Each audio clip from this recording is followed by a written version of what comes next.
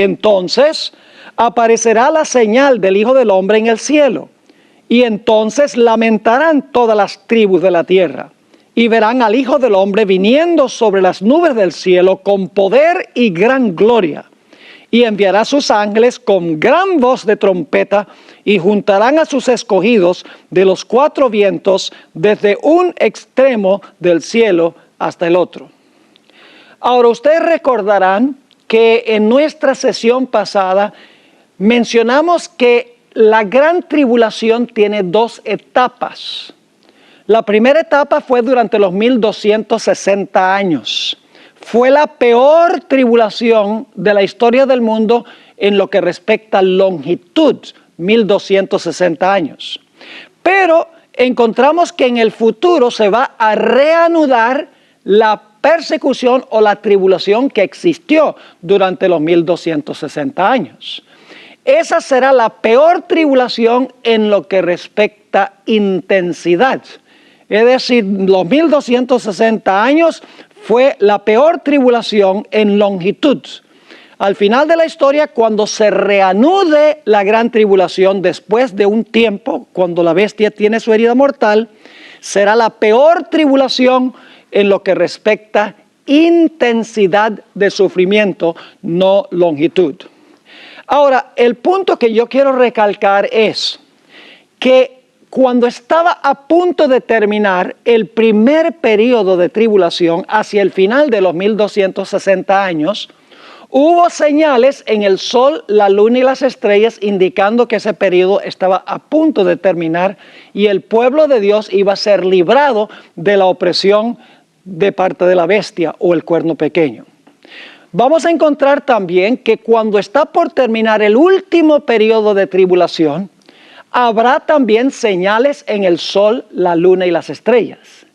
Ahora, las señales en el sol, la luna y las estrellas que ocurrieron al final de los 1260 años fueron parciales y locales. Mientras que al final de la historia las señales en el sol, la luna y las estrellas serán globales y serán de tal manera que todo ser humano las presenciará. No solamente en Nueva Inglaterra, no solamente un terremoto en Europa, sino que será algo que sucederá a nivel global. Ahora quiero que vayamos a Apocalipsis 6 y el versículo 12 y el versículo 13. Apocalipsis 6 y el versículo 12 y el versículo 13. Hay 4 puntos que quiero recalcar en estos versículos. Miré, cuando abrió el 6º sello, y he aquí hubo un gran terremoto, número 1. Y el sol se puso negro como tela de silicio, ese es número 2. Y la luna se volvió toda como sangre, número 3. Y las estrellas del cielo cayeron sobre la tierra como la higuera deja caer sus higos cuando es sacudida por un fuerte viento. Señal número 4. Terremoto, el sol se oscurece, la luna se torna como sangre y las estrellas del cielo caen sobre la tierra. Ahora, estas señales se cumplieron hacia el final de los 1260 años. El gran terremoto fue el terremoto de Lisboa en 1755. El oscurecimiento del sol fue durante el día en 1780, mayo 19. Y esa misma noche de mayo 19, 1780, la luna apareció toda como sangre. No se oscureció la luna, pero parecía que la luna estuviera llena de sangre. Y luego en 1833... cayeron las estrellas, un fenómeno que se vio mayormente en el este de los Estados Unidos, en Nueva Inglaterra. Esas son las señales que se mencionan aquí en el 6º sello, en Apocalipsis 6, 12 y 13. Son las mismas señales que se mencionan en Joel 2:31. Fíjense lo que dice Joel 2:31. El sol se convertirá ¿en qué? En tinieblas. Y la luna, ¿en qué? En sangre. Y ahora quiero que noten una palabrita muy importante. Esto no es a la segunda venida, porque dice que esto va a pasar ¿cuándo? Antes que venga el día grande y espantoso de Jehová. Yo pregunto, ¿estas son señales de la ira de Jehová en su segunda venida? No, estas señales suceden ¿cuándo? Antes de la segunda venida. Son las señales que ocurrieron en 1755, en 1780 y en 1833. La segunda venida, ¿quién podría ser salvo? ¿Quién podría invocar el nombre de Jehová en ese tiempo? No podría. Así que estas señales suceden antes de cerrarse la puerta de la gracia, antes de la segunda venida de Jesús. Pero hay ciertas señales que van a ocurrir cuando Jesús venga o inmediatamente antes que Jesús venga. Señales en los cielos igual, indicando que la persecución final contra el pueblo de Dios está llegando a su terminación. Todos los otros textos que tenemos aquí describen esas señales en los cielos inmediatamente antes de la segunda venida. Noten Joel, el capítulo 2 y el versículo 10 y el versículo 11. Joel 2 y el versículo 10 y 11. Está hablando el versículo 10 de la segunda venida de Cristo. Dice, delante de él, ¿qué cosa? Temblará la tierra. Ahí está el terremoto, ¿verdad? Recuerden que en las otras señales un terremoto también. Dice, delante de él temblará la tierra. Se estremecerán los cielos. El sol y la luna se oscurecerán. ¿Hay alguna diferencia entre eso y lo que leímos en Apocalipsis 6? ¿Notan qué diferencia hay? En Apocalipsis 6 dice que la luna se va a ver como ¿qué? Como sangre. Pero aquí ¿qué dice que va a pasar con la luna? Se va a oscurecer. No es la misma señal.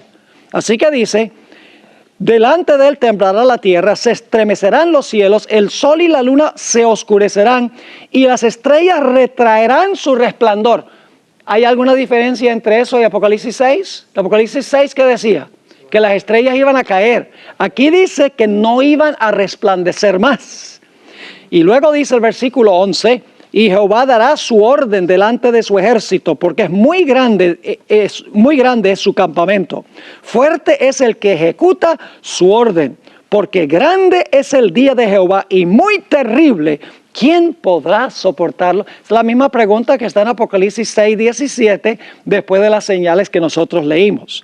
Noten también Joel 3 y el versículo 15 y 16. Las mismas señales que anuncian la segunda venida, que ocurren en relación con la segunda venida. Dice, el sol y la luna se oscurecerán. ¿Ven la diferencia otra vez? No dice que la luna se va a tornar como sangre. Dice que el sol y la luna se oscurecerán y las estrellas que van a hacer retraerán su resplandor.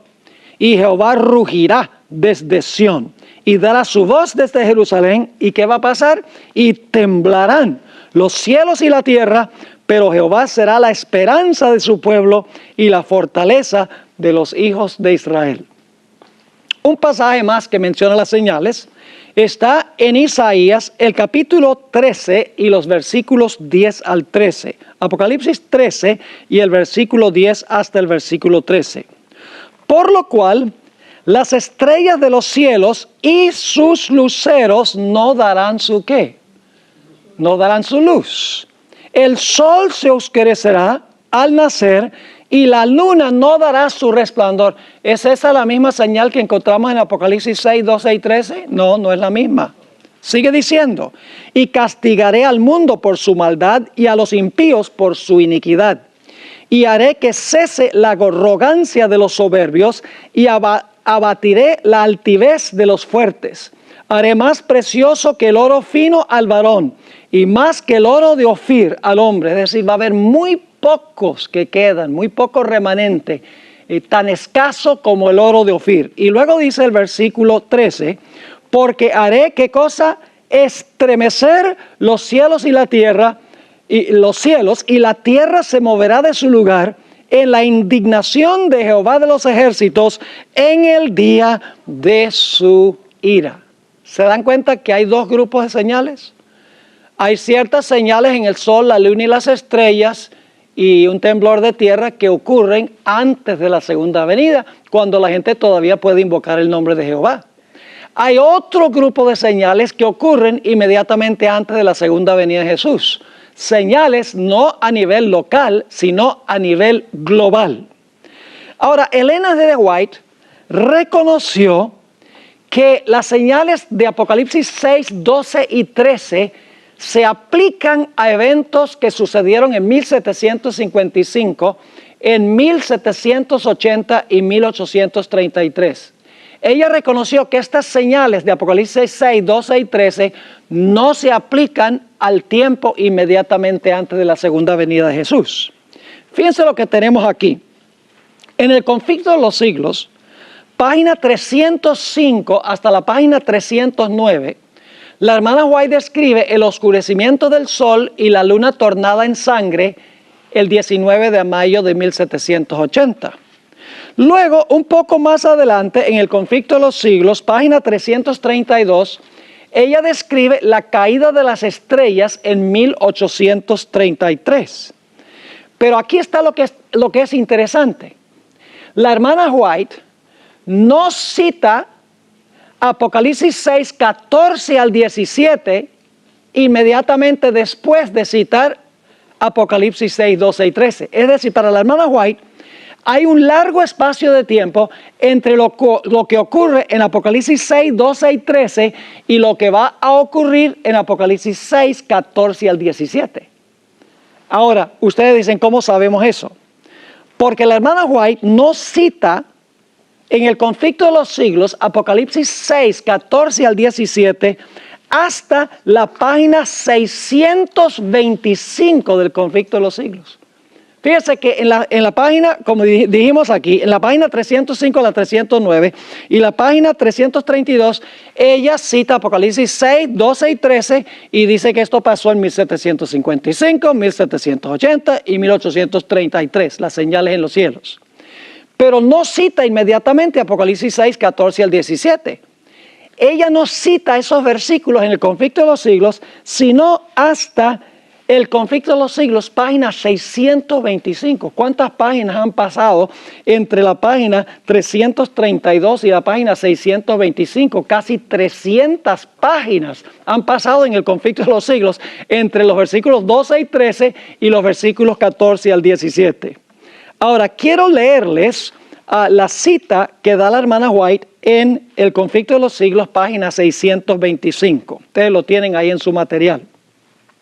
El Rey de Reyes desciende en la nube, envuelto en llamas de fuego. Y ahora escuchen bien lo que dice. Este es el versículo 14 de Apocalipsis 6. El cielo se recoge como un pergamino que se enrolla.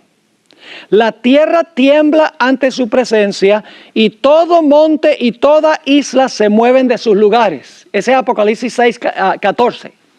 Luego dice, vendrá nuestro Dios y no callará, fuego consumirá delante de él y en derredor suyo habrá tempestad grande. Convocará a los cielos de arriba y a la tierra para juzgar a su pueblo. Y luego cita los versículos 15 al 17. Y los reyes de la tierra, y los príncipes, y los ricos, y los capitanes, y los fuertes, y todo siervo, y todo libre, se escondieron en las cuevas, entre las peñas de los montes, y decían a los montes y a las peñas, caed sobre nosotros, y escondednos de la cara de aquel que está sentado sobre el trono, y de la ira del Cordero, porque el gran día de su ira es venido, y ¿quién podrá estar firme? ¿Cuándo se aplican los versículos 14 al 17? En relación con la segunda venida de Jesús. ¿Cuándo se aplican los versículos 12 y 13? Con lo que sucedió en 1755, 1780 y 1833. Es decir, hay un periodo de tiempo entre las señales que ocurrieron cuando estaban terminando los 1260 años de gran tribulación y luego hay señales que van a ocurrir en los versículos 14 al 17, cuando el Señor Jesucristo venga en poder y gloria. Ahora, es cierto que Elena White usa Mateo 24, Marcos 13 y Lucas 21 para las señales al final de los 1260 años y también para describir las señales inmediatamente antes de la segunda venida. Vamos a leer esa cita de la hermana White en el Conflicto de los Siglos, página 307. 25 años después del terremoto de Lisboa, apareció la segunda señal mencionada en la profecía, el oscurecimiento del sol y de la luna. Pero la Biblia no dice que se oscureció la luna, ¿verdad? pero dice el oscurecimiento del sol y de la luna. Sigue diciendo, lo que hacía esto aún más sorprendente era la circunstancia de que el tiempo de su cumplimiento había sido indicado de un modo preciso. En su conversación con los discípulos en el Monte de los Olivos, después de describir el largo periodo de prueba por el que debía pasar la iglesia, es decir, los 1260 años de la persecución papal, acerca de los cuales había prometido que la tribulación sería cortada, el Señor mencionó en las siguientes palabras ciertos acontecimientos que debían preceder su venida y fijó además el tiempo en que se realizaría el primero de estos. Y él luego cita Marcos 13:24. En aquellos días, después de aquella aflicción, el sol se oscurecerá y la luna no dará su resplandor. Marcos 13:24. Los 1260 días o años terminaron en 1798. La persecución había concluido casi por completo desde hacía casi un cuarto de siglo. Después de esta persecución, según las palabras de Cristo, el sol debía oscurecerse. Pues bien, el 19 de mayo de 1780 se cumplió esta profecía. Ahora, ¿cómo entendemos que la hermana White aplica Marcos 13 a las señales que ocurrieron a la conclusión de los 1260 años, cuando hemos visto que Mateo 24 y Marcos el capítulo 13 están describiendo señales en el sol, la luna y las estrellas que ocurren en relación con la segunda venida? Hermanos y hermanas, hay una sola explicación para eso. Y es que hay una sola tribulación que consta de 2 etapas. Y entre las 2 etapas se encuentra un periodo cuando se suspende la persecución. ¿Quién persiguió en el pasado? Les pregunto, ¿quién fue que persiguió en el pasado? La bestia o el cuerno pequeño. ¿Qué representa la bestia o el cuerno pequeño? Representa el poder papal. ¿Qué poder va a perseguir en el futuro? El mismo sistema. Es como, por ejemplo, cuando una persona se muere y digamos pasan 200 años y luego Cristo resucita a esa persona, ¿cuánto tiempo pasó para esa persona? No pasó ningún tiempo porque está muerta. La bestia recibió una herida mortal en 1798 y ha estado ¿qué? Ha estado muerta. Cuando resucite, ¿qué va a suceder? Va a comenzar a donde dejó. ¿Me están entendiendo lo que estoy diciendo?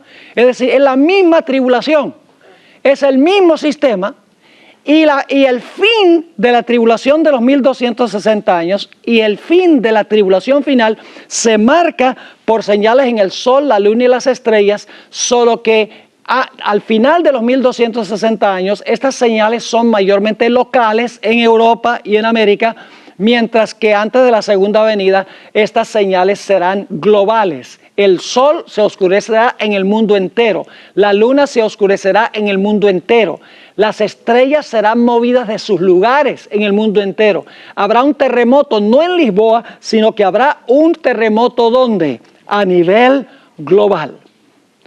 Ahora vamos a notar al pie de la página 112 un detalle más sobre estos 2 periodos de persecución.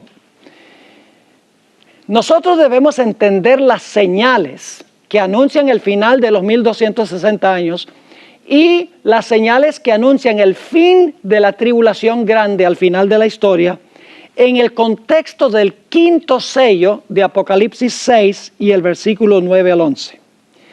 En el 5º sello se mencionan 2 grupos de mártires. ¿Por qué se mencionarían, creen ustedes, en el 5º sello 2 grupos de mártires? Un grupo en el pasado y un grupo en el futuro. A ver, ¿por qué creen ustedes que es eso? ¿Hubo una persecución en el pasado donde murieron muchos mártires perseguidos por la bestia? Sí, dice que persiguió a los santos del Altísimo. Yo pregunto, ¿va a haber mártires en el futuro que van a ser perseguidos por el mismo sistema? ¿Cómo no? Ahora, quiero que notemos aquí que las señales de Apocalipsis 6, 12 y 13 es el anuncio que la opresión del primer grupo de mártires está a punto de concluir. Y las señales de Apocalipsis 6, 14 al 17 anuncian que la opresión del segundo grupo de mártires está por concluir. Cuando la voz de Dios libre a su pueblo, al final del tiempo de angustia, la tierra temblará, el sol y la luna y las estrellas serán movidas de sus lugares. Por eso el planeta estará ¿en qué condición durante los 1000 años? Estará en tinieblas, porque el sol, la luna y las estrellas serán movidos de sus lugares. Se van a oscurecer el sol, la luna y las estrellas. Vamos a leer en cuanto al quinto sello para que podamos entender un poco mejor esto. Dice, cuando abrió, esto es Apocalipsis capítulo 6 y el versículo 9 al 11. Cuando abrió el quinto sello, vi bajo el altar las almas de los que habían sido muertos por causa de la palabra de Dios y por el testimonio que tenían. Y clamaban a gran voz diciendo, ¿hasta cuándo, Señor, santo y verdadero, no juzgas y vengas nuestra sangre en los que moran en la tierra? Hay un grupo de mártires que está clamando a Dios diciendo, nos están matando, nosotros somos fieles a ti, nos están matando. ¿Hasta cuándo tú no vas a juzgar y vengar y rectificar esta situación? Ahora, ¿quiénes son esos mártires que están clamando en el quinto sello? Son los mártires que murieron durante los 1260 años. Porque el cuarto, si recuerdan, el cuarto caballo representa el periodo de dominio papal. Eso no tenemos tiempo de estudiarlo, pero es buena teología adventista. El cuarto sello es el periodo en que dominó el papado. Y en el quinto sello, los mártires están clamando, Señor, nos está matando este sistema, persigue a los santos del Altísimo, estamos muriendo. ¿Y qué has hecho tú? ¿Hasta cuándo nos vas a juzgar y a vengar? Y ahora fíjense la respuesta de Dios. Dice en el versículo 11, y se les dieron, y el texto realmente dice, se les dio a cada uno de ellos. Eso dice en el griego. Lamentablemente la traducción dice se les dieron, como si fue por un grupo grande se les dieron. No, individualmente se le dio a cada uno, ¿qué cosa? Vestiduras blancas. Yo pregunto, ¿estaban seguros a pesar de que murieron fieles, sí o no? ¿Estaban cubiertos del manto de justicia de Jesús? ¿Cómo no? Dice, se les dieron vestiduras blancas. Y se les dijo que ¿qué? ¿Qué significa eso, que descansasen? Pues significa que están muertos. Si el muerto es un reposo, el muerto es un sueño, ¿sí o no? Se les está diciendo que van a quedar muertos por un tiempo, ¿verdad? Dice, y se les dijo que descansasen todavía un poco de tiempo ahora, ¿hasta cuándo? Hasta que se completara el número de sus consiervos y sus hermanos que también habían de ser muertos como ellos. ¿Hasta cuándo era que ellos iban a ser juzgados y vengados? Hasta que muriera el segundo grupo de mártires. Hasta que murieran los que iban a ser muertos como ellos fueron muertos. Yo pregunto, ¿cuándo es que ese grupo va a morir? Pues si estos son los mártires de los 1260 años, y se les dice, descansen, ustedes están tranquilos, tienen el manto blanco, ustedes están seguros, van a descansar un rato. Pero entonces yo voy a juzgar y a vengar cuando se complete el número de los mártires en el futuro.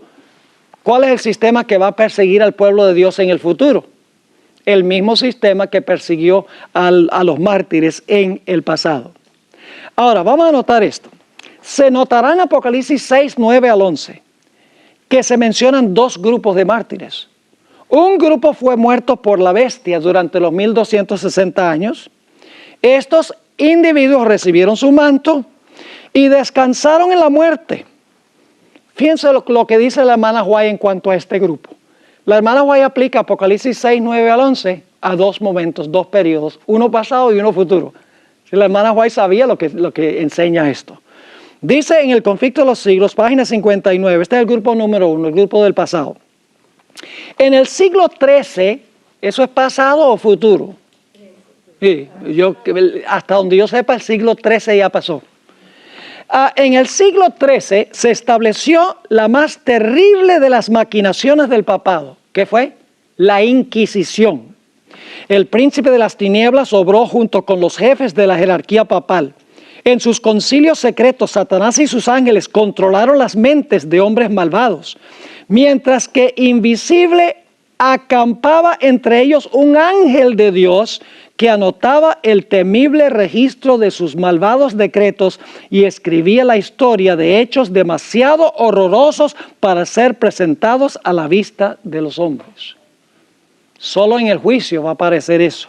Y luego dice, Babilonia la Grande fue embriagada de la sangre de los santos, y ahora escuchen bien, los cuerpos mutilados de millones de mártires clamaban a Dios, ¿por qué?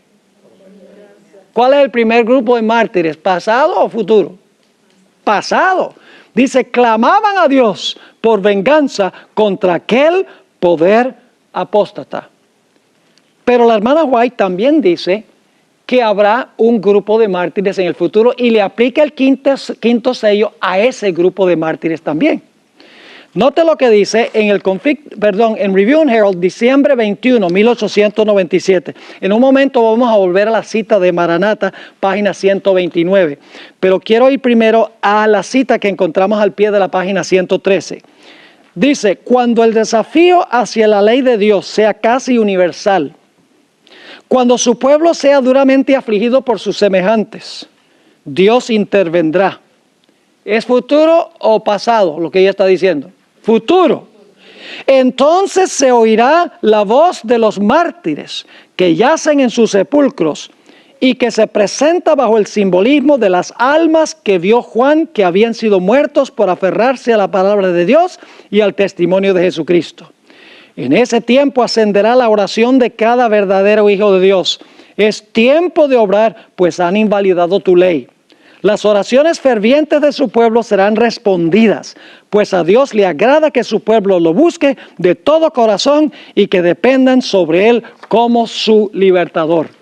Dios será buscado para que haga estas cosas en favor de su pueblo y se levantará para protegerlos y vengarlos. No vengará Dios a sus elegidos que claman día y noche a él. ¿Cuántos grupos de mártires hay? 2. ¿Cuál es el primer grupo? Los 1260 años. ¿Cuál es el segundo grupo? En el futuro. ¿Qué señales dio Dios de que la primera persecución estaba llegando a su fin? 1755, 1780 y 1833.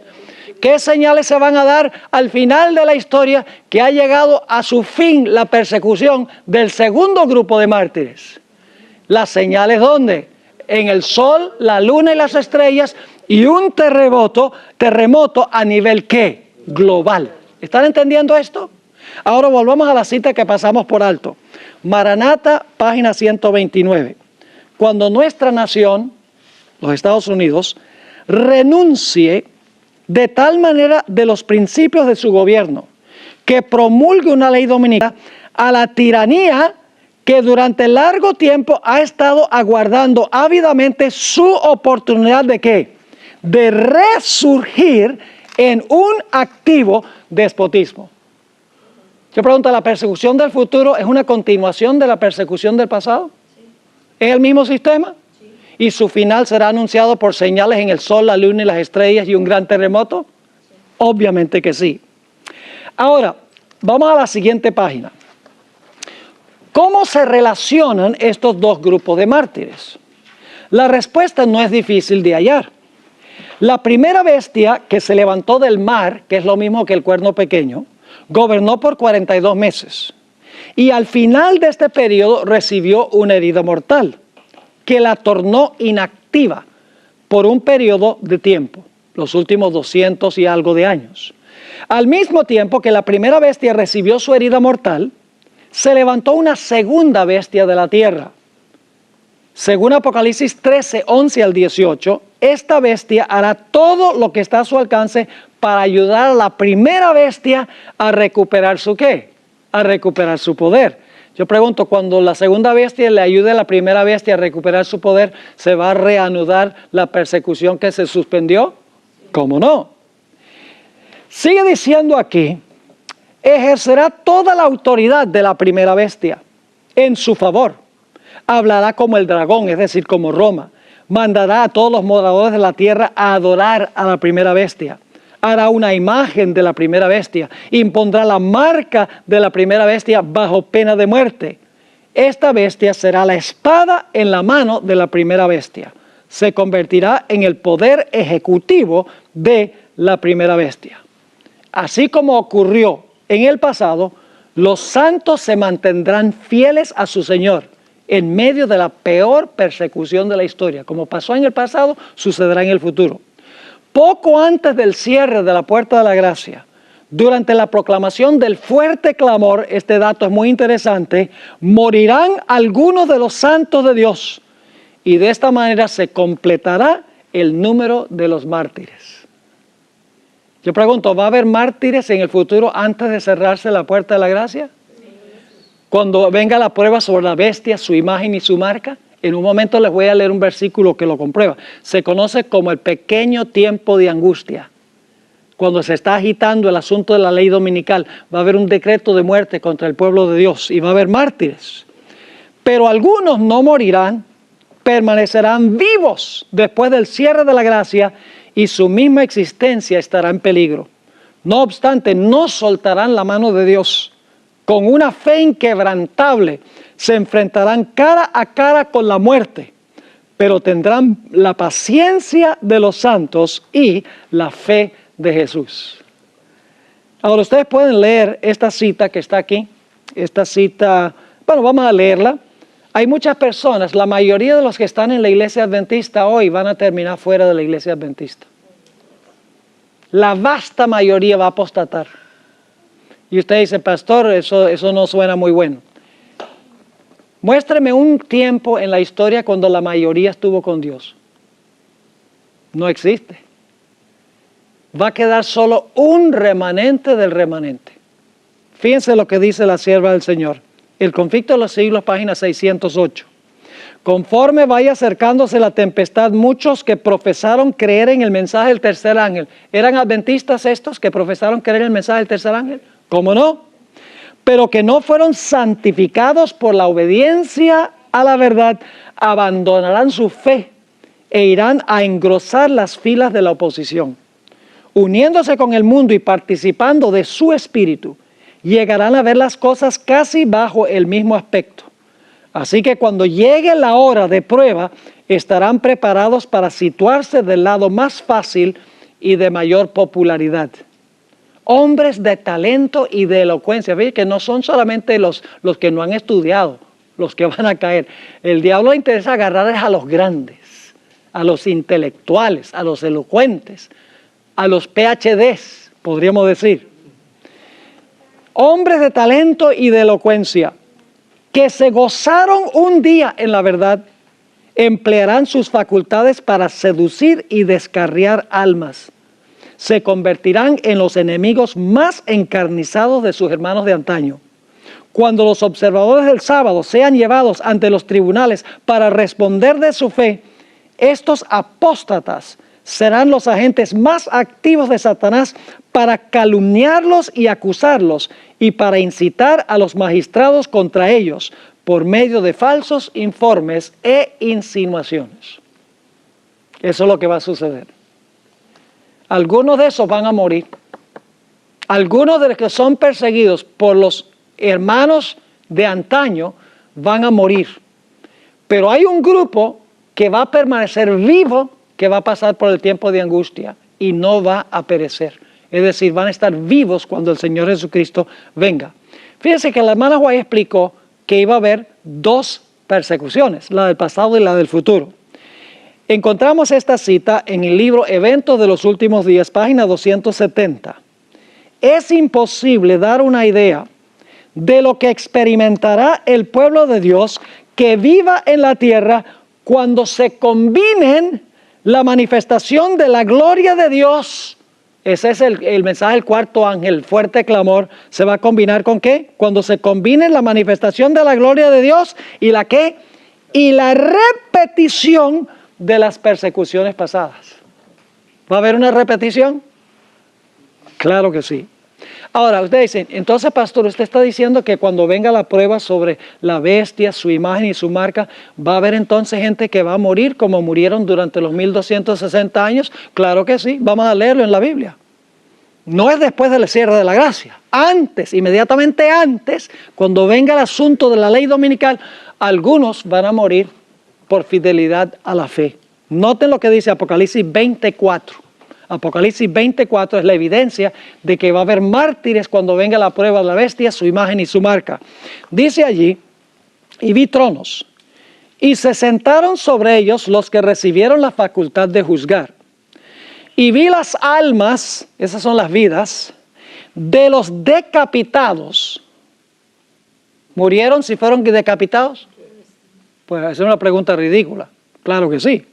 Dice, vi las almas de los decapitados por causa del testimonio de Jesús y por la palabra de Dios.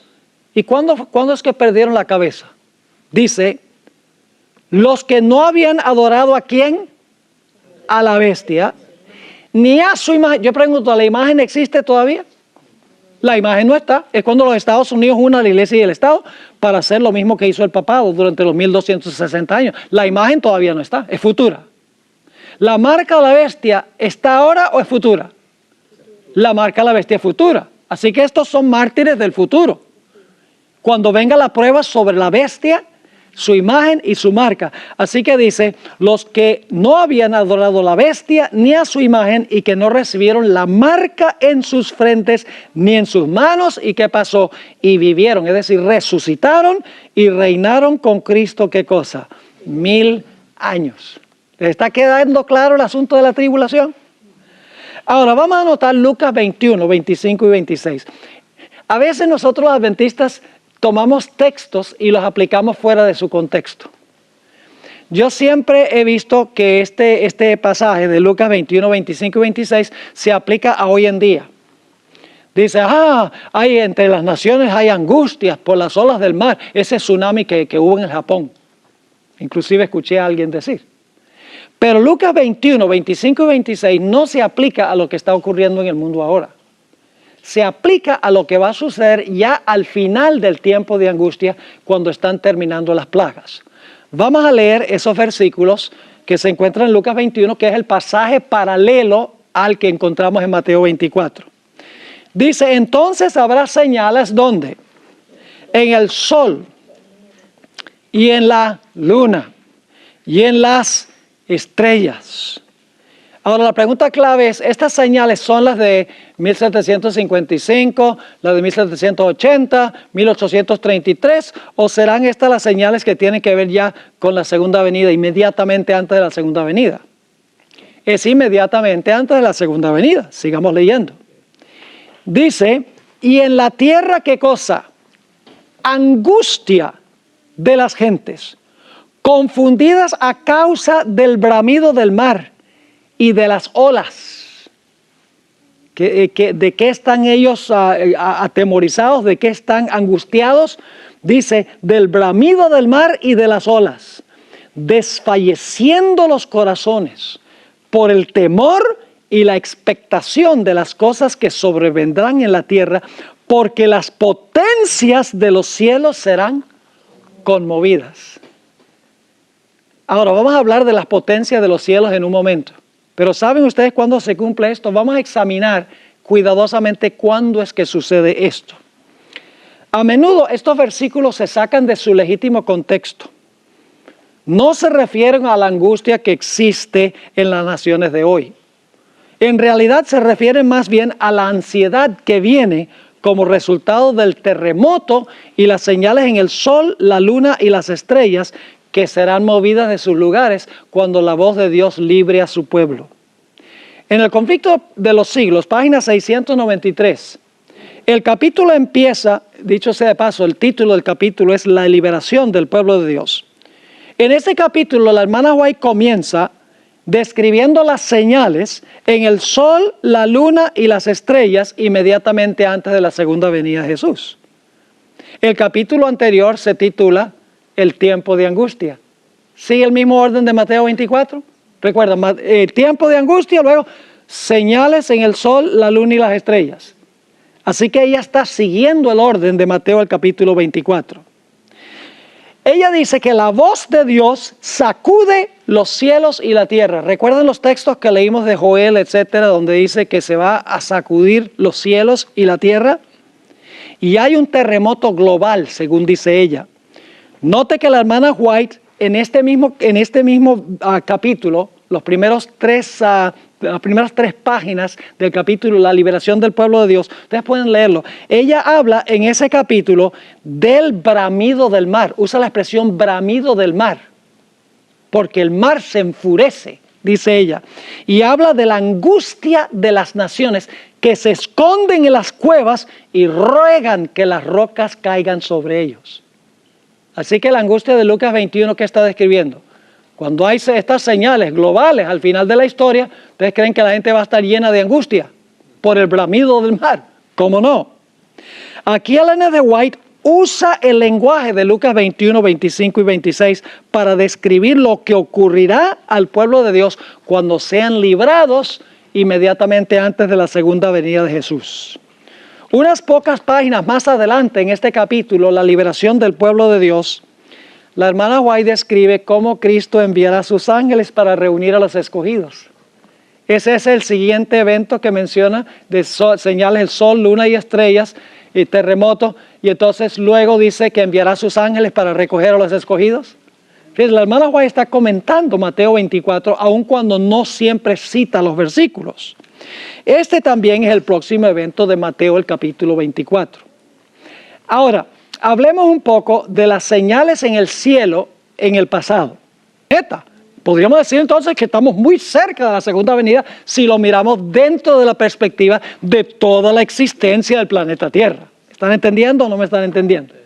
Sigue diciendo, Jesús dijo, habrá señales en el sol y en la luna y en las estrellas. El sol se oscurecerá, la luna no dará su resplandor, las estrellas caerán del cielo y las virtudes que están en los cielos serán conmovidas y entonces verán al Hijo del Hombre que vendrá en las nubes con mucha potestad y gloria. El revelador describe así la primera de las señales que iban a preceder el segundo advenimiento. Y la primera de las señales era ¿qué cosa? El gran terremoto de Lisboa. Pero ahora quiero que noten que también ella aplica estas señales al futuro. Y usted dice, bueno, entonces la hermana White se contradice porque dice que estas señales eran pasadas y estas señales son futuras. No, ella no se está contradiciendo.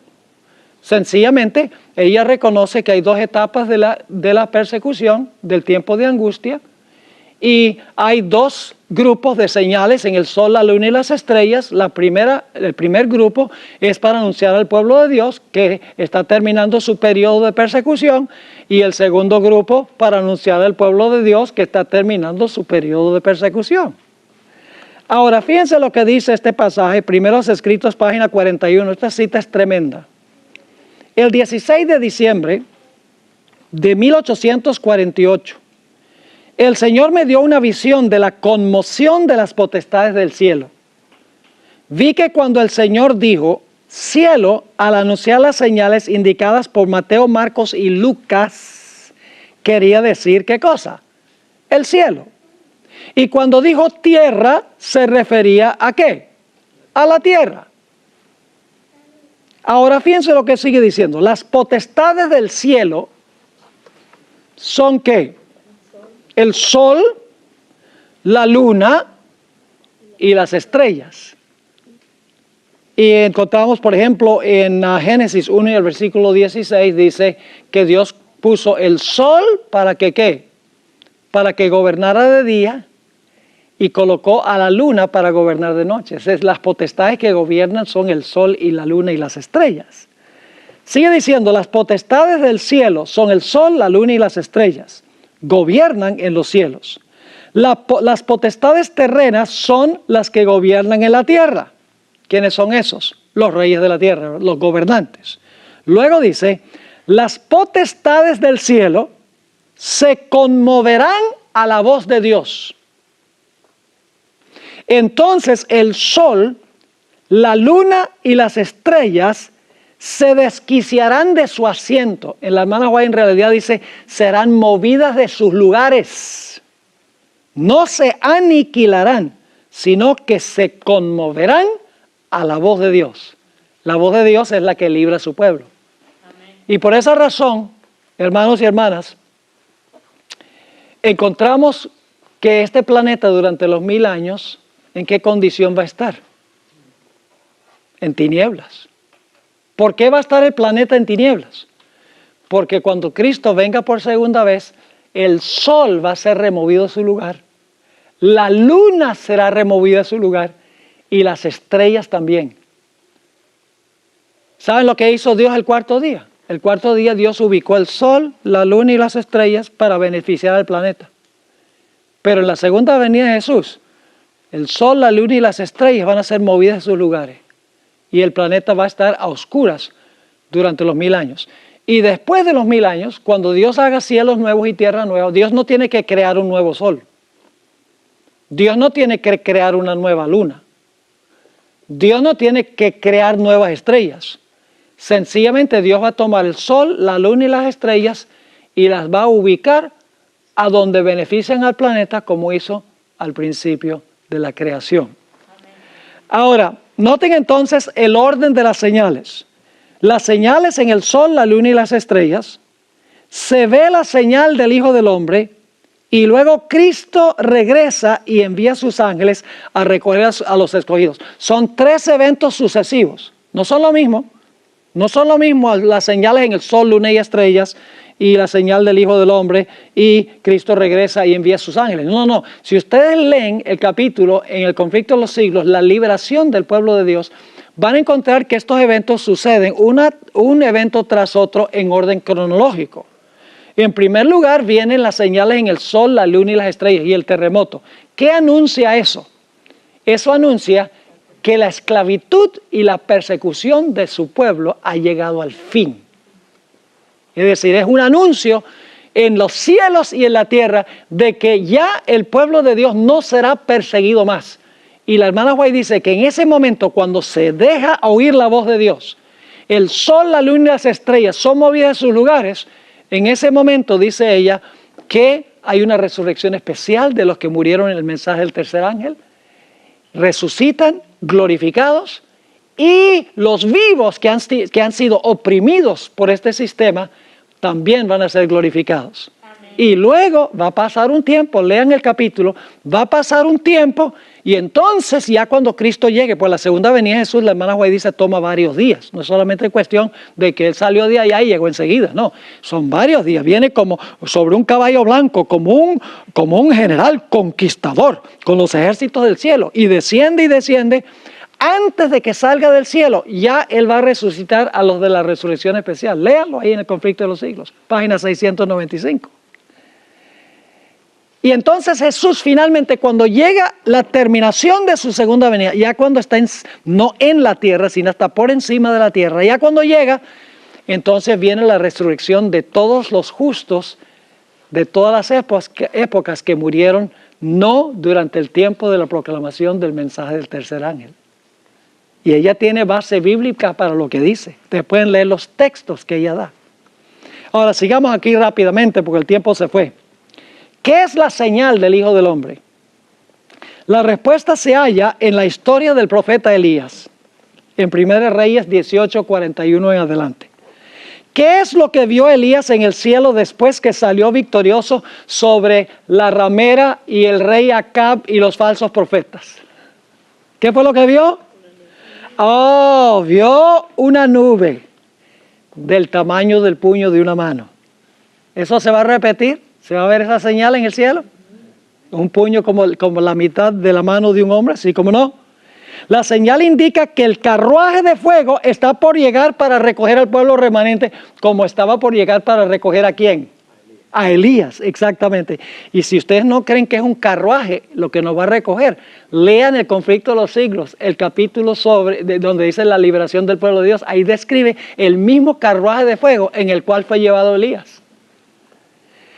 Ahora, la lamentación de todas las tribus de la tierra, Mateo 24:30, se menciona también en Apocalipsis 1:7, a donde dice que todo ojo le verá, inclusive los que le traspasaron.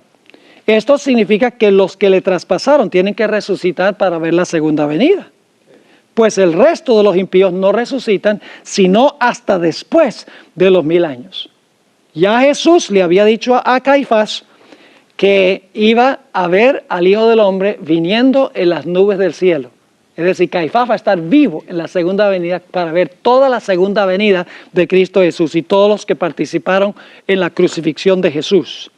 Daniel 12 y el versículo 2 afirma que muchos de los que duermen en el polvo de la tierra serán despertados, unos para vida eterna y otros para vergüenza y confusión perpetua. Ahora, en otras palabras, tenemos la misma secuencia de eventos en Daniel y en Apocalipsis. Tiempo de angustia, liberación del pueblo de Dios, resurrección especial y las estrellas brillando por la eternidad, que se menciona en Mateo 13 y el versículo 43.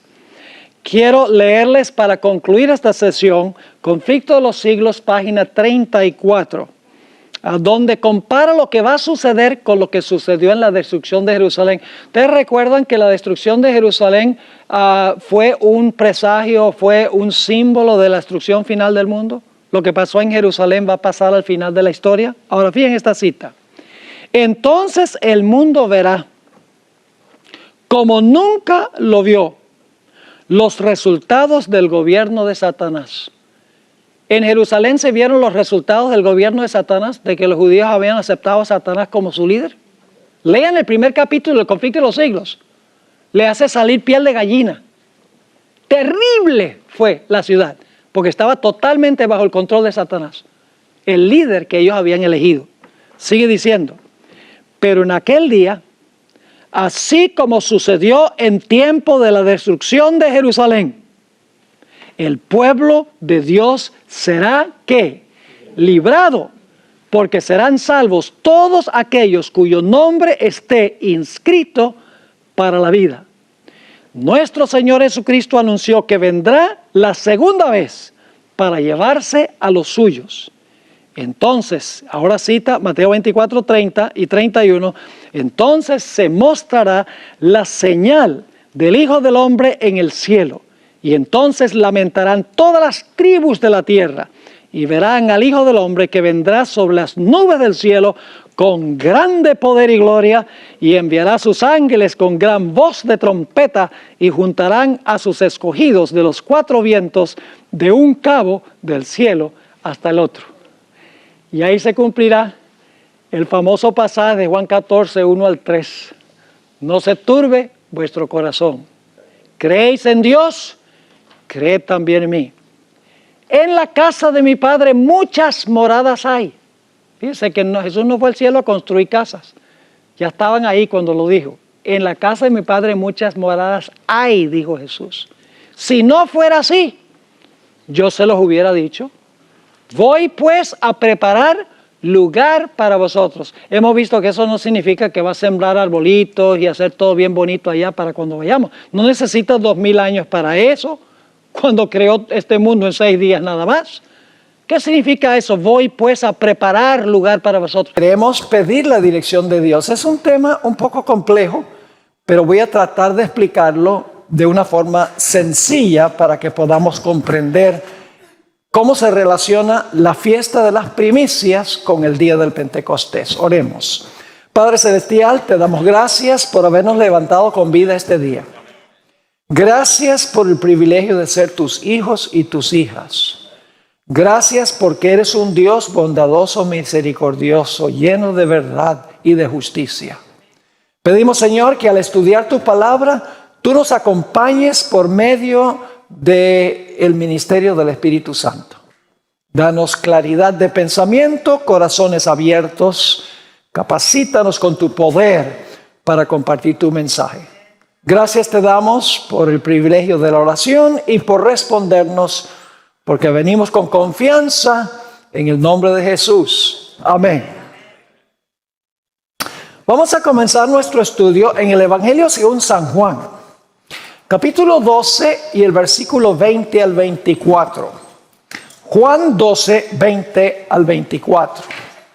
Dice allí, había ciertos griegos entre los que habían subido a adorar a la fiesta de la Pascua. Estos pues se acercaron a Felipe, que era de Betsaida de Galilea, y le rogaron diciendo, Señor, quisiéramos ver a Jesús. Estos griegos querían una entrevista con Jesús. Felipe fue y se lo dijo a Andrés. Entonces Andrés y Felipe se lo dijeron a Jesús. Jesús les respondió diciendo a Andrés y a Felipe: ha llegado la hora para que el Hijo del Hombre sea glorificado. Y luego viene el versículo 24, el versículo clave para nuestro estudio. De cierto os digo que si el grano de trigo no cae en la tierra y muere, queda solo. Pero si muere, lleva mucho fruto. Ahora, para aquellos que han sembrado semillas, ustedes saben que cuando la semilla solitaria se mete en el suelo, la semilla muere. Tal vez algunos no sabían eso. Se sepulta, la semilla muere, pero luego, después que la semilla muere, surge o brota de esa semilla la planta. Tiene uno allí representada la muerte y la resurrección de Cristo Jesús. Cristo murió, fue sepultado y resucitó de los muertos como una planta. La planta es una ilustración de la naturaleza que explica la obra de Jesús. Y noten que Jesús dijo, si la semilla no muere y es sepultada y resucita, la semilla queda sola. Pero si se siembra y brota la planta, produce mucho fruto. Si ustedes siembran una semilla de tomate, esa semilla es una, pero va a cosechar de esa planta muchos tomates. Es decir, Jesús está diciendo, si yo muero, soy sepultado y resucito, habrá muchos que pasarán por la misma experiencia. Produciré mucho fruto. Ahora, quiero relatarles algo sobre las primeras 3 fiestas judías. Había 7 fiestas judías, que eran la Pascua, el pan sin levadura, las primicias, el Pentecostés, y luego entonces 3 fiestas en el otoño del año. Vamos a mirar las primeras 3 fiestas, que son la Pascua, el pan sin levadura y las primicias. Ahora, la Pascua, sabemos, representa la muerte de Cristo. Se sacrificaba el cordero en la Pascua. Eso ocurrió en el día 14 de Nisan del calendario judío. El día después de la Pascua comenzaba la fiesta del pan sin levadura, que hubiera sido el sábado. El pan representa a Cristo, y el hecho de que el pan no tenía levadura representa que en Cristo, en el cuerpo de Cristo, no había pecado. Representa la sepultura de Jesús, a donde su cuerpo no vio corrupción porque su cuerpo no tenía mancha de pecado.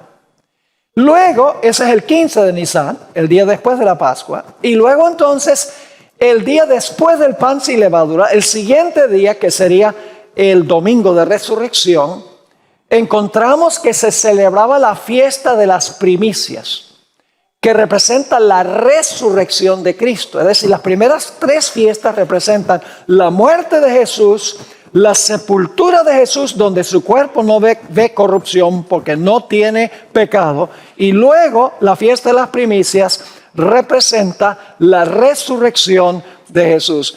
En otras palabras, en Juan 12, 20 al 24, tenemos una descripción de las primeras 3 fiestas judías. La semilla muere, cae en tierra, la sepultura, y luego brota a nueva vida. Esas son las primeras 3 fiestas. Ahora queremos enfocarnos especialmente en la fiesta de las primicias, que ocurría como la tercera fiesta del calendario judío.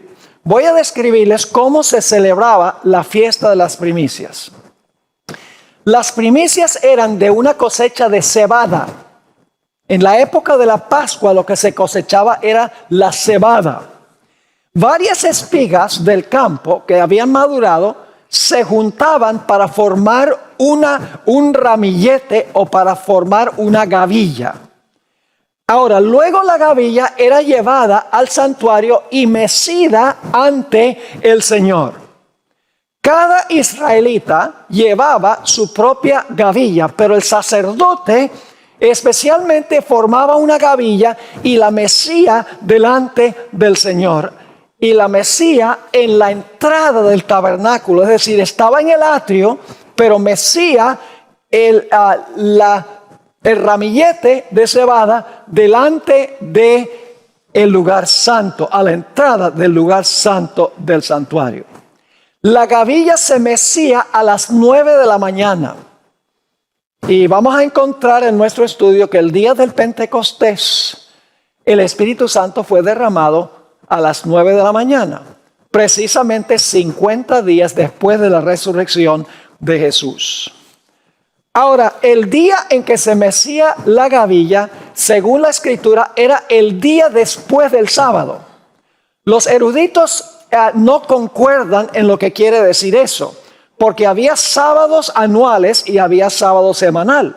Entonces, cuando leen en cuanto a las primicias, dicen, bueno, las primicias se ofrecían el día después del sábado. Dicen, ¿será después del sábado que se celebraba anualmente o será el sábado del séptimo día de la semana? En realidad no importa, porque el Señor Jesucristo reposó en el sepulcro el sábado, el séptimo día sábado, que también era un sábado ceremonial, el pan sin levadura. Es decir, que el Señor Jesucristo descansó en el sepulcro el día 15 de Nisan, que era un sábado semanal, y el sábado ceremonial del pan sin levadura, y resucitó el siguiente día. Ahora vamos a leer el pasaje que viene de Levítico para que podamos captar el cuadro. Levítico 23 y el versículo 9 al 12 describe la fiesta de las primicias.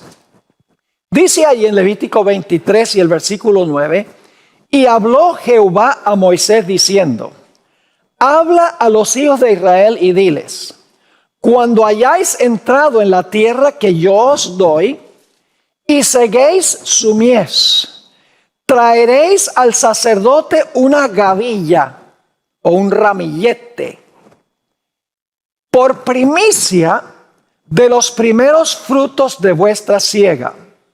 Y el sacerdote mecerá la gavilla delante de Jehová. Ahora escuchen esto. Para que seáis ¿qué? Aceptos. El día siguiente del día de reposo la mecerá. Resumiendo lo que está diciendo estos versículos es que debían formar un ramillete de la cosecha de cebada. Debían llevarlo al santuario y Jesús reposó en el sepulcro, era el sábado semanal y el sábado anual. Así que en realidad no importa. Ahora, antes de exponer un poco más el significado de la fiesta de las primicias, necesito explicarles algo sobre la expresión primogénito de los muertos. A Jesús se le llama el primogénito de los muertos. Vamos a Colosenses, el capítulo 1 y el versículo 18. Colosenses 1 y el versículo 18. Allí dice, y Él, es decir, Jesús, es la cabeza del cuerpo que es la iglesia.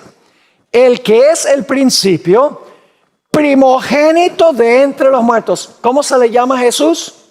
Primogénito de entre los muertos, para que en todo tenga la ¿qué? La preeminencia. Ahora, escuchen bien. La expresión primogénito de entre los muertos no significa que Jesús fue el primero en resucitar. Porque Jesús no fue el primero en resucitar. La Biblia habla de 7 resurrecciones antes que Jesús resucitara. La Biblia habla de la resurrección de Moisés, el hijo de la viuda de Sarepta, el hijo de la tsunamita, el muerto que tocó los huesos de Eliseo, una historia muy interesante, la hija de Jairo, el hijo de la viuda de Naín y Lázaro. Todos resucitaron antes que Jesús resucitara. Entonces la pregunta es, ¿qué significa la expresión primogénito de entre los muertos.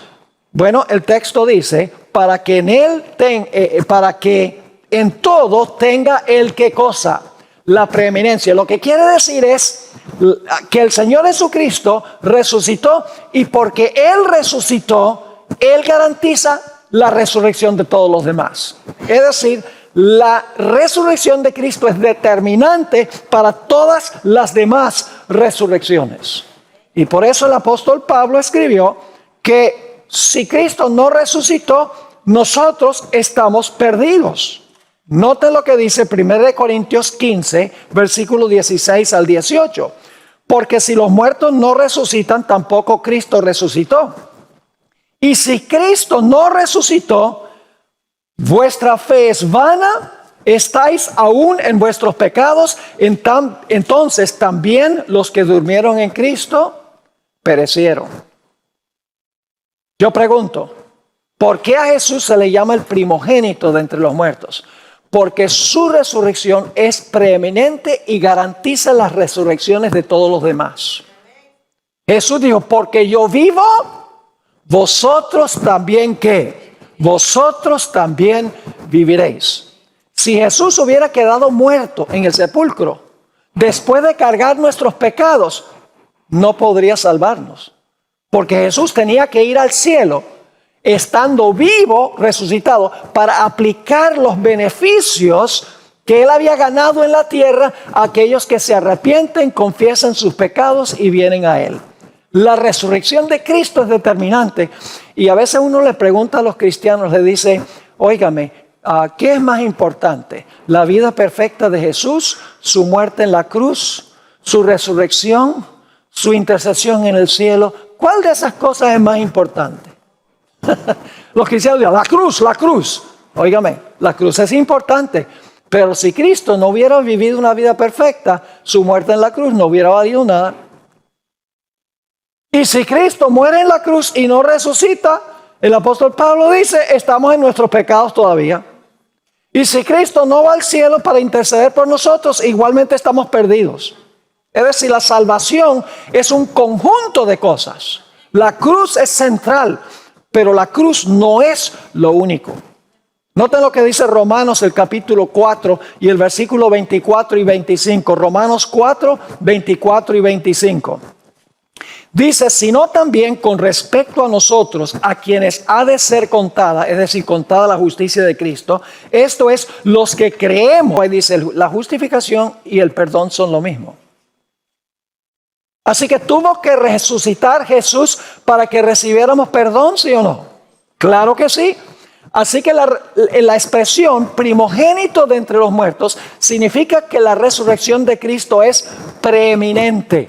Que la resurrección de Cristo determina la posibilidad de todas las resurrecciones. Su resurrección es determinante. Ahora, vamos a hablar un poquito sobre la fiesta de las primicias, para estudiar un poco la importancia de la resurrección de Cristo, la preeminencia de la resurrección del Señor Jesucristo. Vamos a Juan 20 y el versículo 17. Juan 20 y el versículo 17. Aquí Cristo ha resucitado y se encuentra en el huerto con María. No con su madre, sino con María Magdalena. Y fíjense lo que dice Juan 20 y el versículo 17. Jesús le dijo, no me toques, porque aún no he subido a mi Padre. Mas ve a mis hermanos y diles, ahora escuchen, el tiempo del verbo es importante. Subo a mi Padre y a vuestro Padre, a mi Dios y a vuestro Dios. ¿Qué le dijo Jesús a María? ¿No me qué? No me toques. Subo a mi Padre, subo a mi Dios. Ahora, la mayoría de las versiones modernas no traducen no me toques. Traducen no me detengas. Muy interesante. La Nueva Versión Internacional traduce suéltame. Como si María estaba aferrada, agarrada de Jesús y no lo quería soltar. Entonces dice, suéltame. ¿Es esa una traducción correcta? En realidad no. Voy a leer de la Nueva Versión Internacional. María dice, Jesús le dice a María, suéltame, porque todavía no he vuelto a mi Padre. Ve más bien a mis hermanos y diles, vuelvo a mi Padre, que es Padre de ustedes, y a mi Dios, que es Dios de ustedes. Ahora esa palabra, toques, o que se traduce suéltame, en realidad es una palabra, la palabra hapto en griego, se usa 36 veces en el Nuevo Testamento, y aquí viene lo interesante. La Nueva Versión Internacional, en 35 de las 36 veces, traduce la palabra toque. Solo esta vez traduce la palabra suéltame o no me detengas. Es más apropiado traducirlo no me toques. Déjenme darles algunos ejemplos. Jesús tocó a un leproso y se sanó. ¿Acaso el leproso se agarró de él y se aferró de él? No. La multitud quería tocar a Jesús para recibir sanidad. Eso es Lucas 6:19. No se estaban agarrando del manto. Los padres traían a sus niños a Jesús para que los tocara. Lucas 18:15.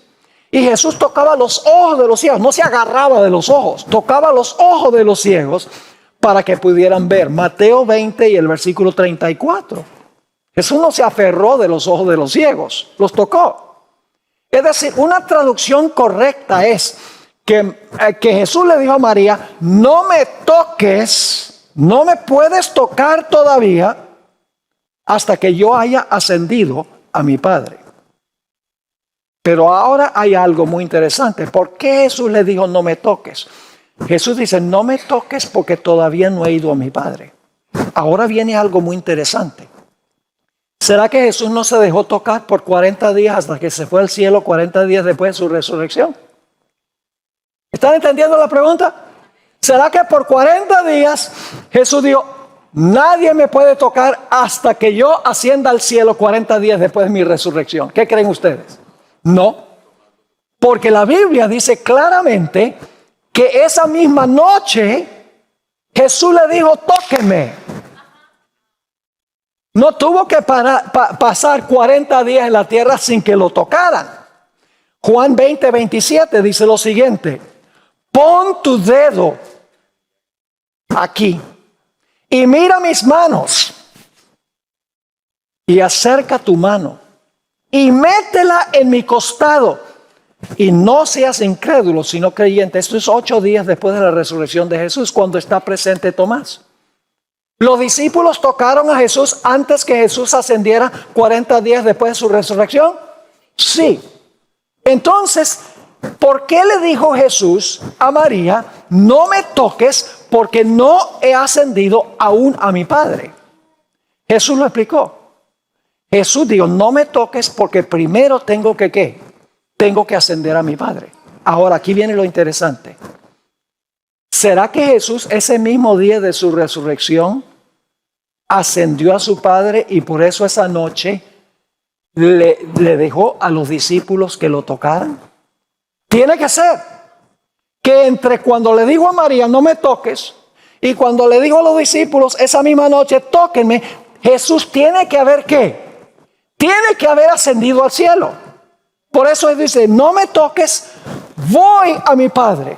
Jesús fue a la casa del Padre el mismo día de la resurrección. Escuchen la cita del Espíritu y Profecía. Primeros Escritos, página 186. Entonces Jesús le habló con su propia voz celestial, porque ella no había reconocido que era Jesús en el huerto. Pero cuando le habló, sí, diciendo, María. Ella reconoció el tono de aquella voz querida y prestamente respondió, Maestro, con tal gozo que quiso abrazarlo. Pero Jesús le dijo, no me toques, porque aún no he subido a mi Padre. Mas ve a mis hermanos y dile, subo a mi Padre. No dice subiré, 40 días después. No dice subiré, dice subo. Presente indicativo. Subo a mi Padre y a vuestro Padre, a mi Dios y a vuestro Dios. Ahora escuchen esto. Alegremente se fue María a comunicar a los discípulos la buena nueva Jesús ascendió rápidamente a su Padre para oír de sus labios que aceptaba el sacrificio. Ahora escuchen esto, no pierdan esto. Y para recibir todo poder en el cielo y en la tierra. ¿A qué fue Jesús al cielo el mismo día de la resurrección? Fue para que el Padre expresara que aceptaba su sacrificio. Recuerden que la fiesta de las primicias dice, para que seáis aceptos. Así que va el Padre, un viaje rapidito, en la entrada del tabernáculo celestial. El Padre se encuentra con él. El Padre dice, está bien, todo está bien, aceptado el sacrificio. Y el Padre entonces le da todo poder. Ahora, vamos a Mateo 28 para comprobar que lo que dice la hermana White es correcto. Mateo 28, y vamos a leer el versículo 19, la gran comisión. Dice allí, y Jesús se acercó y les habló. Esto es inmediatamente antes de su ascensión. Toda potestad me es dada en el cielo y en la tierra. Ahora, eso no capta en realidad el sentido del verbo. Una mejor traducción sería, toda potestad me ha sido dada en el cielo y en la tierra.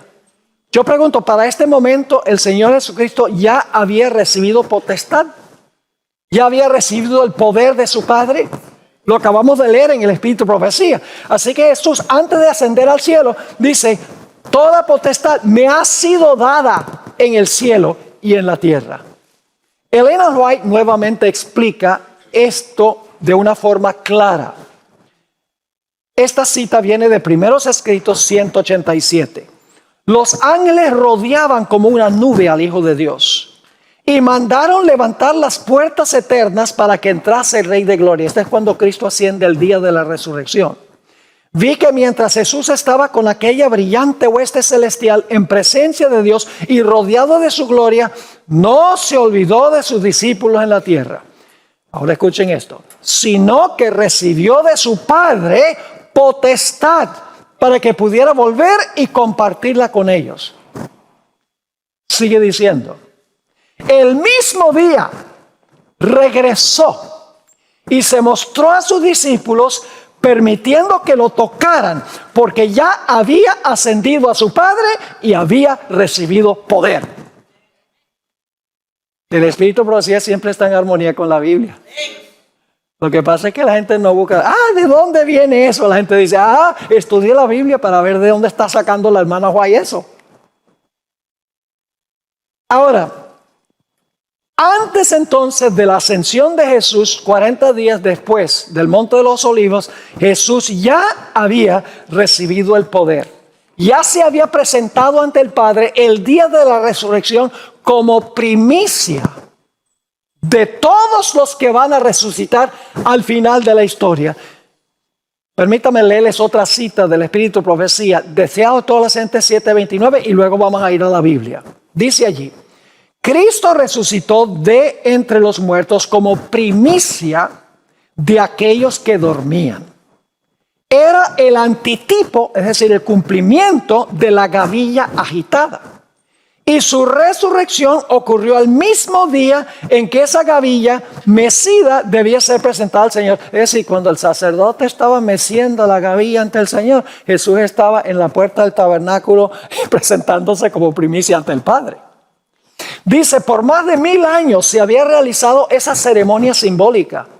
Se juntaban las primeras espigas de grano maduro de los campos de la mies. Y cuando la gente subía a Jerusalén para la Pascua, se mecía la gavilla de las primicias como delante de Jehová. No podía ponerse la hoz a la mies para juntarla en gavillas antes que esa ofrenda fuese presentada. La gavilla dedicada a Dios representaba la cosecha. Así también Cristo, las primicias, representaba la gran cosecha espiritual que ha de ser juntada para el reino de Dios. ¿Recuerdan con el pasaje con que empezamos hoy? Si una semilla cae en la tierra y muere, produce mucho ¿qué? Mucho fruto, porque Jesús murió y resucitó. Al final de la historia morirán Los que murieron resucitarán. Una gran cosecha, mucho fruto. Ahora, el apóstol Pablo nos dice que Cristo cumplió las primicias. No tenemos que depender de la Manahuay, aunque damos gracias por lo que Dios expande en el Espíritu de Profecía.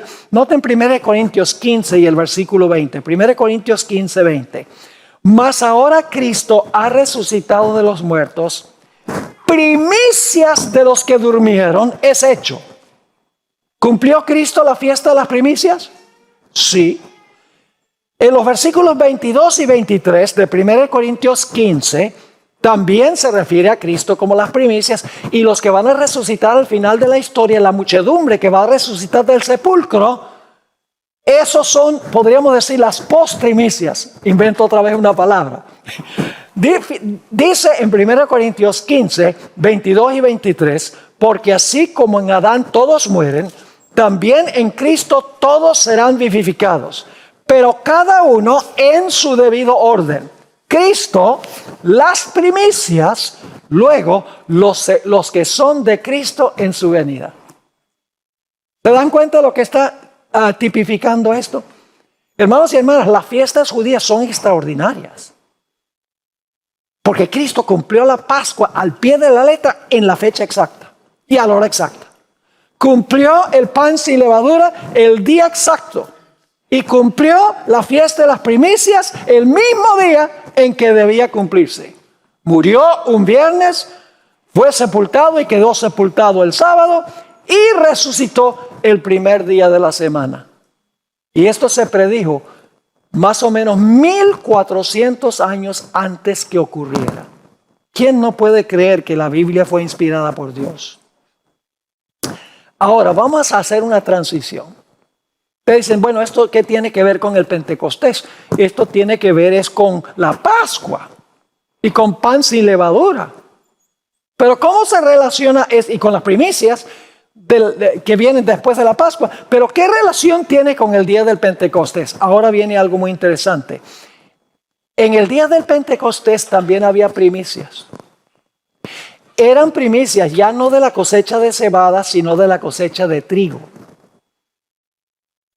Los israelitas tenían que traer 2 panes con levadura. Interesante. Las primicias en el tiempo de la Pascua, el pan no podía tener ¿qué? Levadura.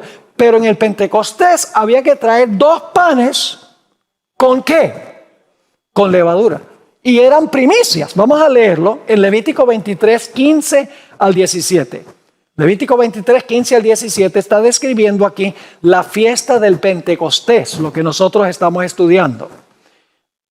Dice allí, y contaréis desde el día que sigue al día de reposo, es decir, sería, ¿qué cosa? El día que Cristo resucitó. Contaréis desde el día que sigue al día de reposo. Desde el día en que ofrecisteis la gavilla, domingo de resurrección, de la ofrenda mecida, 7 semanas cumplidas serán. Es decir, 7 semanas completas después de la resurrección. Hasta el día siguiente del 7º día de reposo contaréis 50 días. Es decir, esto es algo que está ocurriendo 50 días después de la resurrección. Sigue diciendo. Entonces ofreceréis el nuevo grano, y esto ya no es cebada sino trigo, ofreceréis el nuevo grano a Jehová. De vuestras habitaciones traeréis 2 panes para ofrenda ¿qué? Mecida. Ahora no se mece la gavilla, sino que se mece ¿qué cosa? 2 panes. Pero ahora viene un detalle muy interesante. Traeréis 2 panes para ofrenda mecida, que serán de 2 décimas de efa de flor de harina, cocidos con levadura, como primicia para Jehová.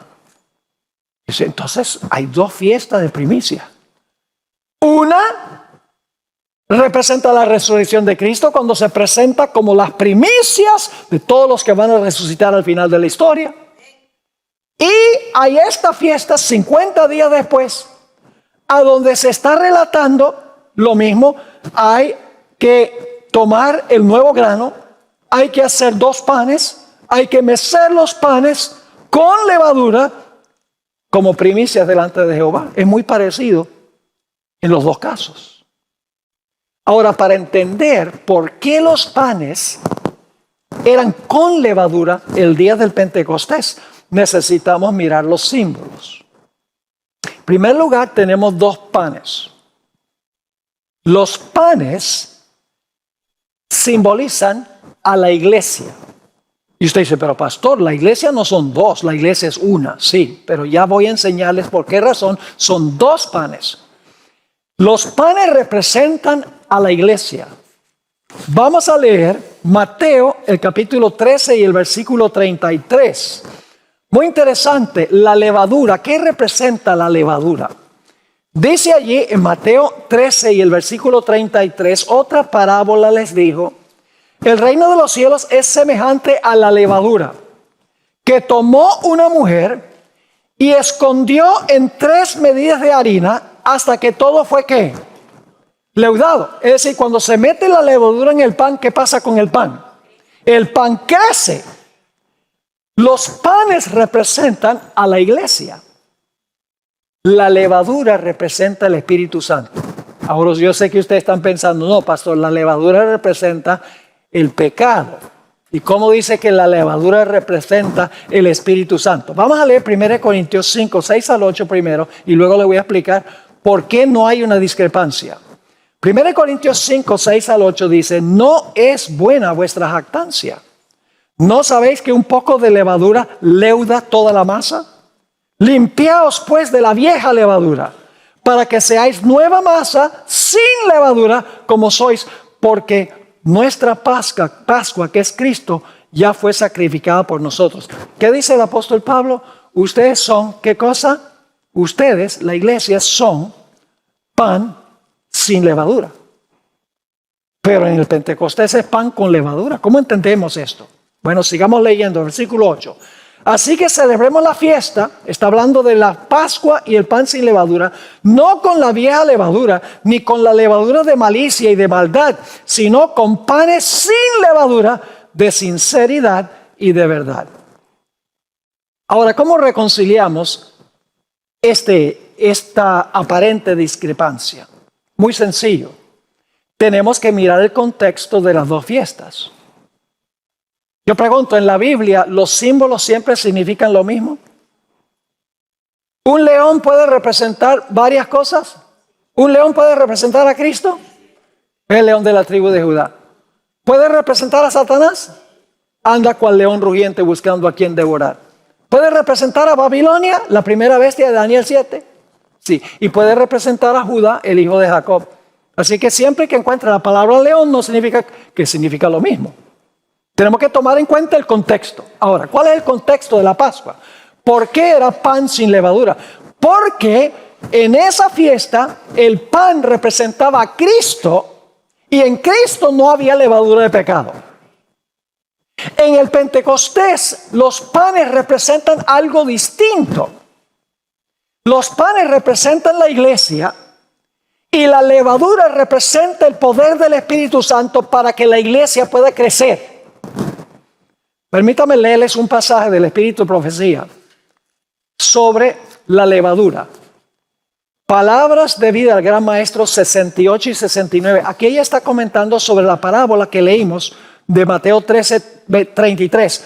El reino de los cielos es semejante a la levadura que tomó una mujer, escondió en 3 medidas de harina hasta que todo fue leudado. Ella está comentando sobre esta parábola. Es larga la cita, pero muy profunda. Pero la parábola del Salvador, en la parábola del Salvador, la levadura se usa para representar el reino de los cielos. Ilustra el poder vivificante y asimilador de la gracia de Dios. Ninguna persona es tan vil, nadie ha caído tan bajo que esté fuera del alcance de la obra de ese poder.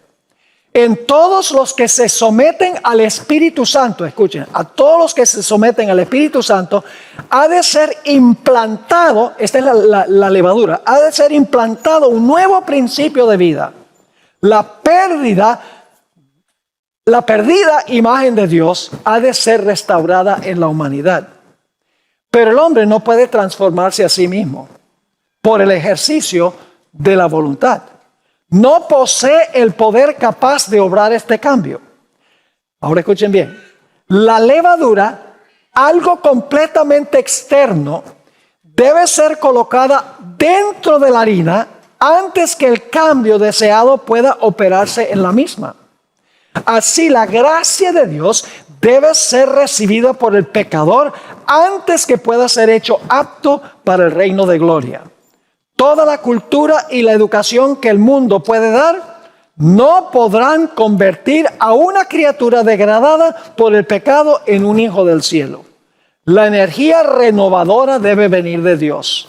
El cambio puede ser efectuado solo por el Espíritu Santo.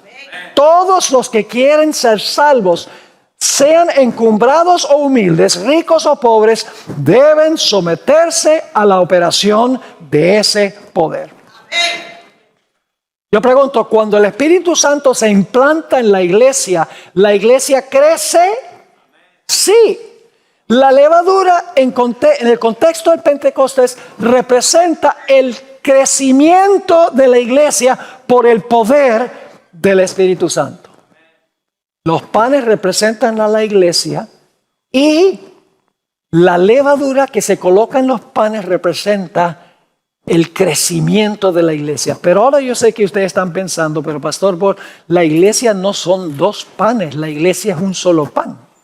¿Por qué dos panes sin levadura?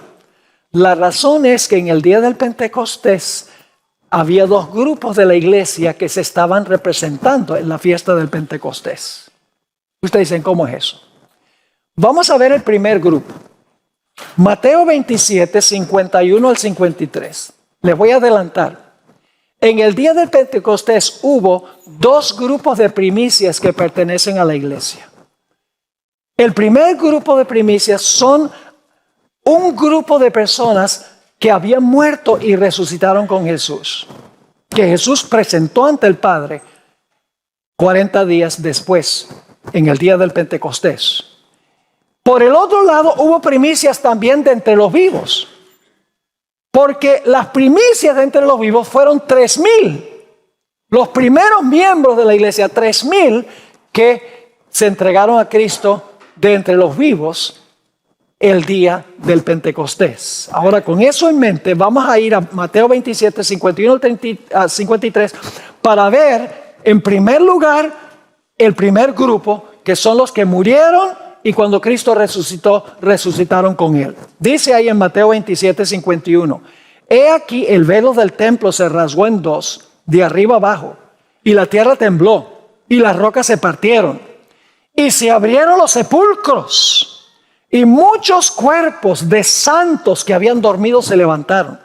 Y saliendo de los sepulcros después de la resurrección de Él, vinieron a la santa ciudad y aparecieron a muchos.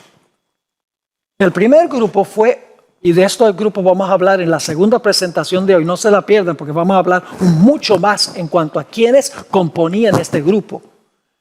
Pero el primer grupo, el primer pan representa un grupo de primicias que murieron y resucitaron cuando Jesús resucitó. Y el simbolismo es, ellos eran primicias que anunciaban la gran resurrección de todos los fieles al final de la historia. Ahora, note lo que dice el deseado de todas las gentes, página 769. Había llegado el tiempo en que Cristo había de ascender al trono de su Padre. Como conquistador divino, había de volver con los trofeos de la victoria a los atrios celestiales. Los que murieron y resucitaron eran los trofeos, eran el down payment, el pronto de la gran resurrección de todos los que murieron en Cristo, todos los miembros de la iglesia que murieron en Cristo Jesús. En el Mensajes Selectos, tomo 1, página 358, Elena White escribió, en cuanto a este grupo, ellos fueron la multitud de cautivos que ascendieron con Cristo como trofeos de su victoria sobre la muerte y el sepulcro. Y el cuadro es de un general que está regresando del campo de batalla y trae a los rehenes, trae a los trofeos de su victoria. En Mensajes Selectos, tomo 1, página 359, Ellen White escribió: así también los que habían sido resucitados habían de ser presentados ante el universo como una garantía, escuchen, como una garantía de la resurrección de todos los que creen en Cristo Jesús como su Salvador personal. El mismo poder que levantó a Cristo de los muertos levantará a su iglesia. ¿Qué representaba ese grupo? Los muertos de la iglesia que van a resucitar al final de la historia. Así que dice, levantará su iglesia y la glorificará con Cristo como a su novia, por encima de todos los principados, por encima de todos los poderes, por encima de todo hombre que se nombra, no solo en este mundo, sino también en los atrios celestiales, el mundo de arriba. La victoria de los santos que duermen será gloriosa en la mañana de la resurrección. Terminará el triunfo de Satanás, al paso que triunfará Cristo en gloria y honor. El dador de la vida coronará con inmortalidad a todos los que salgan de la tumba. Y en el deseo de todas las gentes, página 773, él tiene, es decir, los que están cantando, los seres celestiales. Todavía no. No puede ahora recibir la corona de gloria y el manto real. Entra a la presencia de su Padre.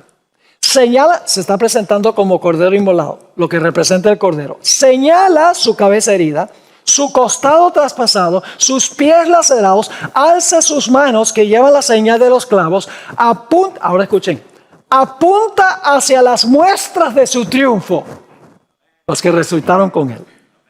Ofrece a Dios la gavilla de las primicias, aquellos que resucitaron con él como representantes de la gran multitud que saldrá de la tumba en ocasión de su segunda venida. ¡Qué extraordinario! Es decir, nosotros no tenemos que decir, sí irá Cristo a resucitarnos. Cristo dijo, yo voy a resucitar un grupo para que sepan que va a pasar. Voy a dar un down payment para que estén seguros de que toda la cuenta se va a pagar. Al final voy a resucitar a todos los que murieron. Ahora, ¿quiénes pertenecían a esa multitud? En Deseado todas las gentes, página 730, Ellen White escribió, al resucitar Cristo, sacó de la tumba una multitud de cautivos. El terremoto ocurrido en ocasión de su muerte había abierto sus tumbas, y cuando él resucitó salieron con él. Eran aquellos que habían sido colaboradores con Dios y que a costa de su vida habían dado testimonio de la verdad. Ahora iban a ser testigos de aquel que los había resucitado. Eran mártires que habían muerto desde el comienzo de la historia hasta ese momento, cuando Cristo se presentó en el cielo. En el segundo tema vamos a ampliar este punto. ¿Saben que la Biblia ya había profetizado que el Señor Jesucristo iba a ascender, iba a llevar cautiva la cautividad y iba a dar dones a los hombres? Toda esta idea el apóstol Pablo la expuso en Efesios 4 y el versículo 7 al 13. Si van conmigo allí, voy a avanzar rápido. Es un pasaje poderoso. En realidad viene del Salmo 68. Ojalá tuviera tiempos para exponer en un tema completo el Salmo 68, de donde Pablo está sacando lo que está escribiendo aquí. Efesios 4 y el versículo 7. Pero a cada uno de nosotros fue dada la gracia. La palabra gracia aquí es la palabra charis, de donde viene la palabra carismático. Así que dice, pero a cada uno de nosotros fue dada gracia conforme a la medida del don. ¿Cuál es el don que se dio en el día del Pentecostés? El don del Espíritu Santo. Así que la gracia dada es el don del Espíritu Santo, el don de Cristo. Versículo 8. Por lo cual dice, subiendo a lo alto, esa es la ascensión, llevó cautiva la cautividad. ¿Quiénes son los cautivos que llevó? Los que habían estado cautivos en el sepulcro, y dio dones a los hombres. ¿Cuándo fue que Dios repartió los dones del Espíritu Santo? En el día del Pentecostés.